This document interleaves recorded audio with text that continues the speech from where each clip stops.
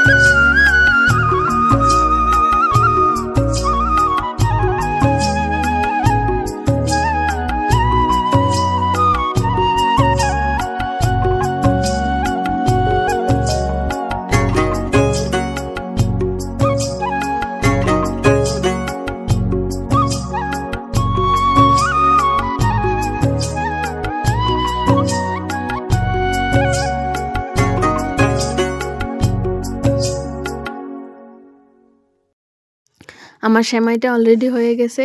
এখন আমি এটাকে একটা পাত্রের মধ্যে নামিয়ে নিব।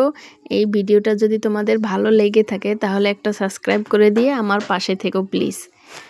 দেখা হচ্ছে নেক্সট ভিডিওতে। টাটা।